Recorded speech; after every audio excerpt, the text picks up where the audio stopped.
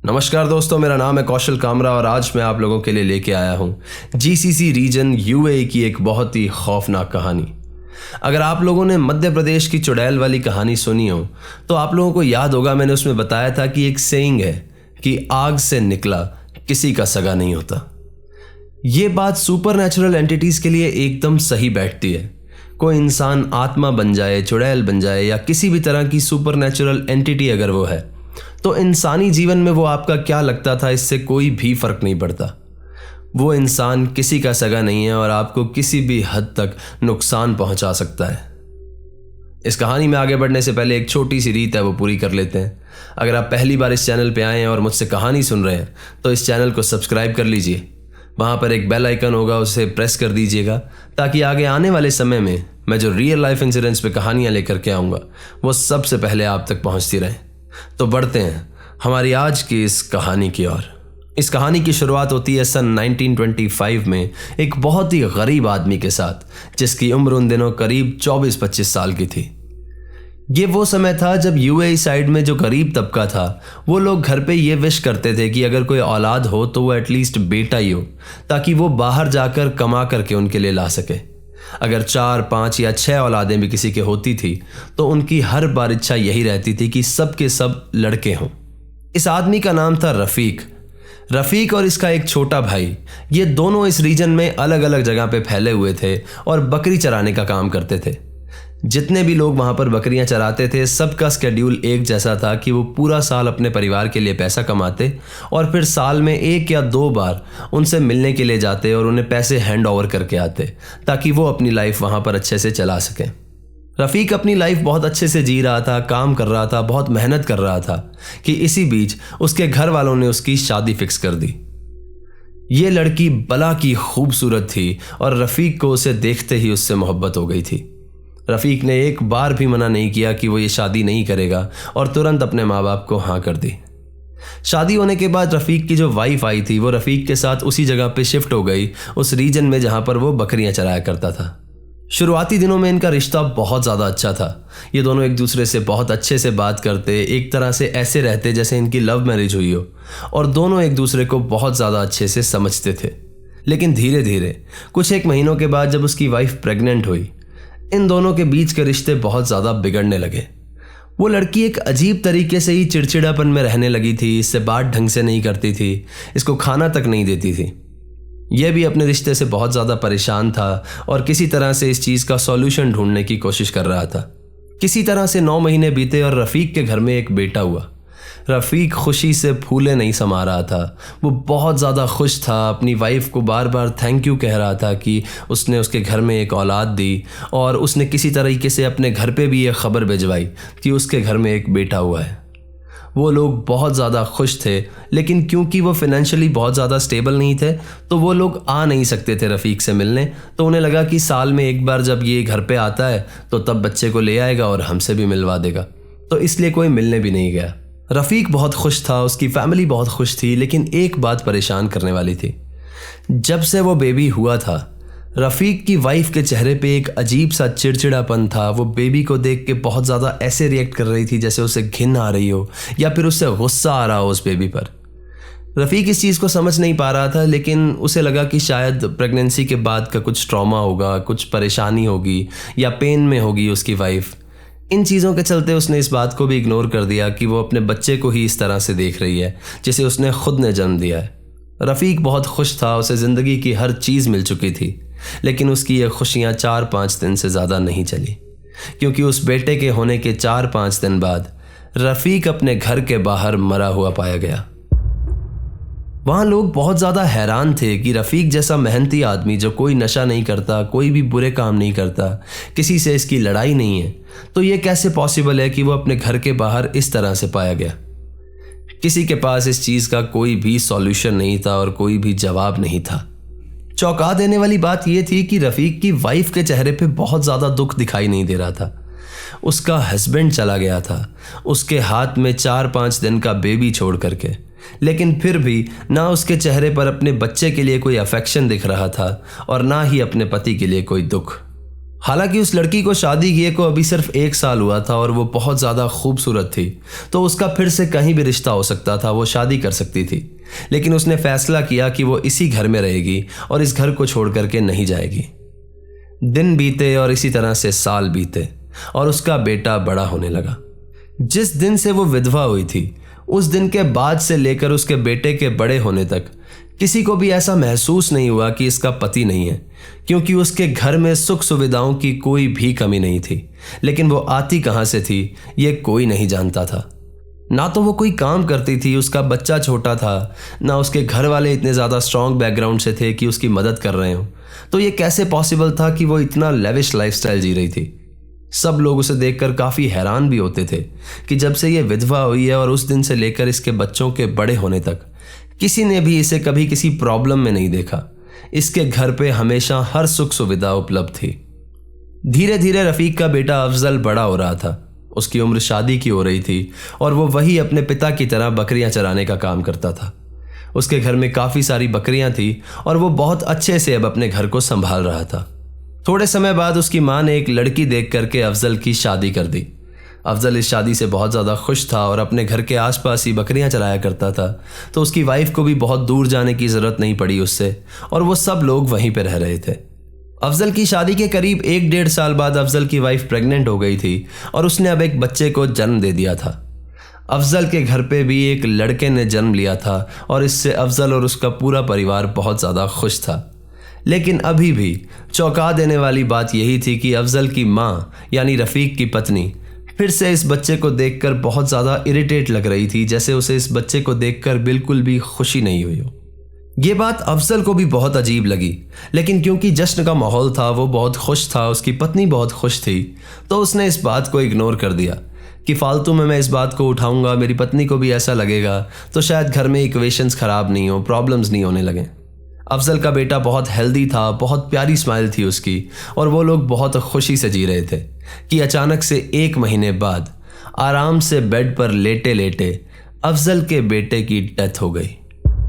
वो बहुत आराम से लेटा हुआ था, उसको कुछ भी नहीं हुआ था, उसकी हेल्थ एकदम नॉर्मल थी, और लेटे लेटे अचानक से उसने रोना बंद किया और उसकी माँ जब उसे संभालने पहुंची तो देखा कि उसकी सांसें ही बंद हैं। उनके घर में एकदम मातम का माहौल छा गया। वो लोग बहुत हैरान परेशान थे कि क्या हुआ, क्या रीज़न हो सकता है। उस बच्चे को कुछ भी नहीं हुआ था, उसकी तबीयत सही थी, सब कुछ एकदम नॉर्मल चल रहा था, फिर कैसे एकदम अचानक रोते रोते उस बच्चे की डेथ हो गई। यहाँ पर भी हैरान करने वाली बात यही थी कि अफजल की माँ के चेहरे पर बिल्कुल भी दुख नहीं था, ना तो अफजल के बाप की डेथ पर और ना उसके बेटे की डेथ पर। उसके चेहरे पे 1% भी दुख की कोई शिकन नहीं थी कि उसे देखकर कोई कह दे कि इस औरत को दुख है। ये बात भी उसके लिए बहुत चौंका देने वाली थी, लेकिन फिर भी उसने बहुत ज़्यादा ध्यान नहीं दिया क्योंकि वो खुद बहुत ज़्यादा दुखी था। इसी तरह से आगे आने वाले 6-7 सालों में इनके घर पे 3-4 बच्चे हुए। किसी की डेथ 1 महीने में हो जाती, तो किसी की 2, तो किसी की 3 महीने बाद। किसी भी बच्चे ने 3 महीने से ज़्यादा सरवाइव ही नहीं किया। एक दिन की बात है, जब अफजल और उसकी वाइफ रूम में आराम से बैठ कर के बात कर रहे थे, तो उसकी वाइफ ने उससे कहा कि अफजल, मैं आपसे कुछ बात करना चाहती हूँ, अगर आप मेरी बात का बुरा ना माने तो। अफजल ने कहा, हाँ प्लीज़ बताओ तुम क्या कहना चाहती हो, मैं क्यों तुम्हारी बात का बुरा मानूंगा। उसकी वाइफ ने कहा, मुझे ऐसा लगता है हमारे जितने भी बच्चों की डेथ हुई है या हमारे घर पे जो भी प्रॉब्लम्स हो रही हैं, उसका रीज़न आपकी मम्मी है। मुझे आपकी मम्मी पर शक है कि वो बहुत अजीब तरीके से देखती हैं। जब भी मेरा कोई बेबी होता है उसे देखकर बहुत इरिटेट होती हैं, तो मुझे ऐसा लगता है कि कहीं ना कहीं उनका हाथ है हमारे बच्चों के मरने में। अफजल अचानक से बहुत ज़्यादा भड़क गया। उसने कहा कि ये मेरी माँ है, तुम ऐसा सोच भी कैसे सकती हो। मेरे पैदा होने के 4-5 दिन बाद ही मेरे पिताजी चल बसे थे और तब से उन्होंने बहुत मेहनत करके मुझे पाला पोसा है। उसकी वाइफ ने उससे माफ़ी मांगी और उसने जस्ट कहा कि मेरे जो मन में बात थी मैंने जस्ट वो कहनी आपसे ज़रूरी समझी, अब मुझे माफ़ करो अगर मैंने आपकी फीलिंग्स को हर्ट कर दिया है तो। अब वहाँ पर जो बकरी चराने का टाइम था वो सुबह 4 बजे से लेके 7-8 बजे तक था। ये लोग सुबह 4-5 घंटे के लिए अपनी बकरियों को लेकर के जाते थे और उन्हें चरा करके वापस ले आते थे। आसपास के मोहल्ले में कुछ और लोग भी थे जिसकी बकरियां इन्होंने ले रखी थी कि मैं इसे चराने का काम कर लूँगा और आप मुझे उसके पैसे दे दिया करो, तो उन बकरियों को भी अफजल ही चराने के लिए लेकर के जाता था। अब ये बात तब की है जब अफजल की वाइफ का रिसेंटली एक और मिसकैरेज हुआ था। अफजल के घर पे बहुत ज़्यादा परेशानी थी, वो बहुत दुखी थे और वो दोनों हस्बैंड वाइफ बैठकर सिर्फ बातें कर रहे थे कि हमारे साथ ऐसा क्यों हो रहा है, शायद ऊपर वाले ने हमारी किस्मत में औलाद ही नहीं लिखी है। और अफजल का बहुत ज़्यादा मन भी नहीं था बकरियां चराने जाने का, तो उसने अपनी बकरियों को घर पे ही रहने दिया और उस सुबह वो बकरी चराने के लिए नहीं गया। अब अफजल का उस एरिया में एक दोस्त था सुलेमान। वो हमेशा उसके साथ ही बकरी चराने जाया करता था और अगली सुबह जब वो उसके घर पहुंचा तो उसने देखा कि अफजल सो रहा है, वो उठा ही नहीं। वो भी जानता था कि अफजल के घर में ये प्रॉब्लम्स चल रही हैं, तो उसने उससे बिना पूछे उसकी सारी बकरियां खोली और उन्हें चराने के लिए ले गया। जब 8-9 बजे के करीब वो वापस आया तो उसने अफजल को उठाया और उसे बताया कि मैं तेरी बकरियां चरा लाया हूँ, क्योंकि मुझे पता है तू परेशान था, तेरे घर में ये समस्या चल रही है। कुछ और है अगर मैं तेरे लिए कर सकता हूँ तो वो भी मुझे प्लीज़ बताना, मैं बहुत खुश होऊंगा तेरी मदद करके। अफजल ने कहा कि यार जिस तरह से आज तू मेरी बकरियां चला के लाया, बहुत बहुत शुक्रिया इस चीज़ का, लेकिन आने वाले 2-3 दिन तक भी अगर हो सके तो मेरी बकरियां तू ही लेकर जाना और इन्हें चरा लाना। सुलेमान बहुत आसानी से उसकी बात मान गया और उसने कहा कि कल भी मैं सुबह सुबह तेरे घर पर आ जाऊंगा तेरी बकरियों को लेने और फिर मैं सारों को साथ में चराने के लिए चला जाऊंगा। अगले दिन सुबह सुबह सुलेमान ने सोचा कि आज मुझे बकरियां चराने के लिए भी दूसरी तरफ जाना है, तो मैं ऐसा करता हूं कि मैं उसके घर जाता हूं, उसकी बकरियां लेकर के अपने घर पे आ जाता हूं और फिर 4 बजे के करीब मैं उन्हें चराने के लिए चला जाऊंगा। करीब सुबह के 3 बजे थे। सुलेमान अफजल के घर की ओर बढ़ रहा था कि बढ़ते बढ़ते अचानक से उसने एक आसमान में चमकती हुई रोशनी दिखी जो एक धुएं से घिरी हुई थी।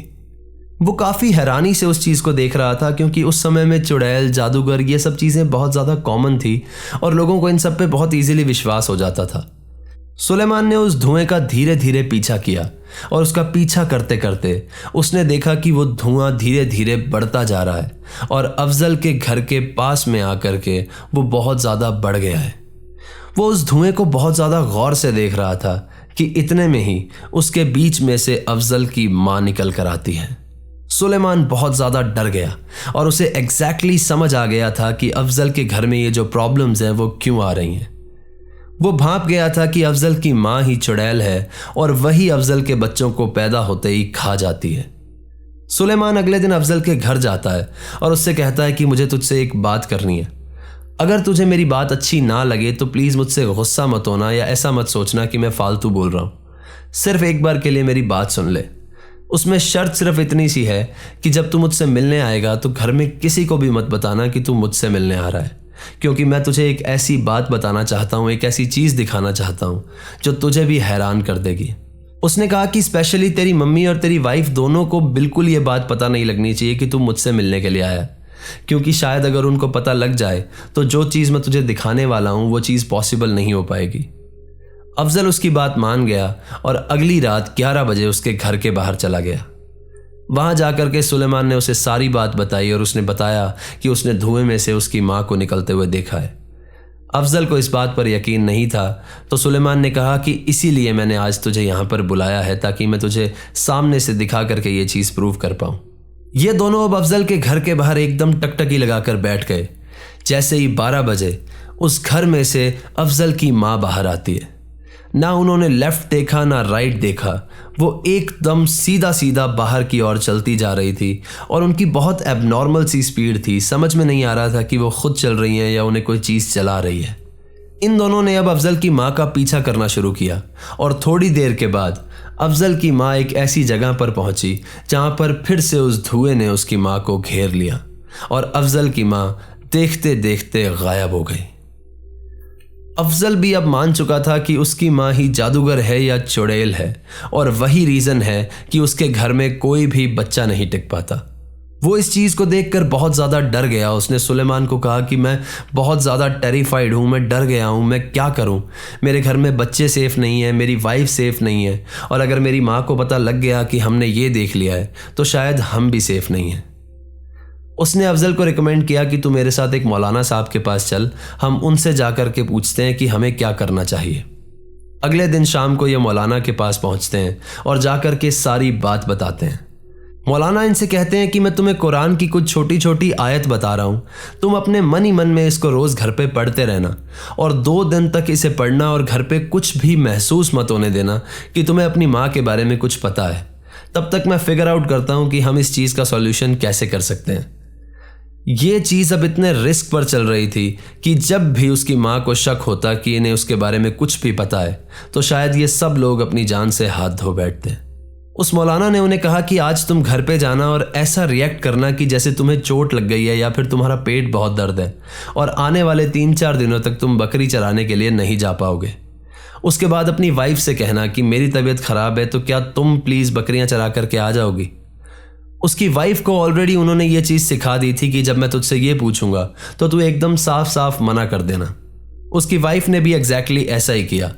जब उन्होंने उसकी माँ के सामने उससे पूछा कि मेरी तबीयत ख़राब है, क्या तू बकरियां चराने चली जाएगी, तो उसने साफ साफ मना कर दिया। उसने कहा कि सुबह के 3-4 बजे बहुत ज़्यादा अंधेरा होता है और मैं ये रिस्क बिल्कुल नहीं लेना चाहती कि ऐसे एरिया में मैं सुबह 3-4 बजे एक अकेली लड़की वहाँ पर बकरियां चराने के लिए चली जाऊँ। मौलाना साहब ने कहा कि जब तुम्हारी वाइफ मना कर देगी उसके बाद अपनी माँ से रिक्वेस्ट करना कि माँ तुम तो बुज़ुर्ग हो, तुम ये काम कर सकती हो, क्या तुम 3-4 दिन के लिए चली जाओगी बकरियां चराने के लिए। और जैसा ही उन्होंने इस चीज़ को फॉलो करते हुए अपनी माँ से ये कहा, उसकी माँ तुरंत मान गई। इसी के साथ उन मौलाना साहब ने उन्हें एक दूध दिया था जिसमें उन्होंने एक स्पेशल किस्म का जहर डाल दिया था और एक तंत्र मंत्र घोल करके डाल दिया था। उन्होंने कहा कि जब सुबह सुबह तुम्हारी माँ जाने लगे बकरियां चराने के लिए तो उन्हें ये दूध दे देना और एक पानी की बोतल दे देना कि वहाँ पर अगर तुम थको या तुम्हें भूख लगे तो ये पी लेना। प्लान के मुताबिक एकदम वैसा ही हुआ। बकरियां चराते चराते उसकी माँ को जब सुबह 6-7 बजे भूख लगी तो उसने उस दूध की बोतल को निकाला और वो सारा दूध पी लिया। उस दूध को पीने के थोड़ी देर बाद वो बहुत बुरी तरह से तड़पने और मचलने लगी। जैसे ही सुबह सुबह उसकी माँ बकरियां चराने के लिए निकली थी तो अफजल, सुलेमान और वो मौलाना साहब तीनों उसे फॉलो करने लगे थे।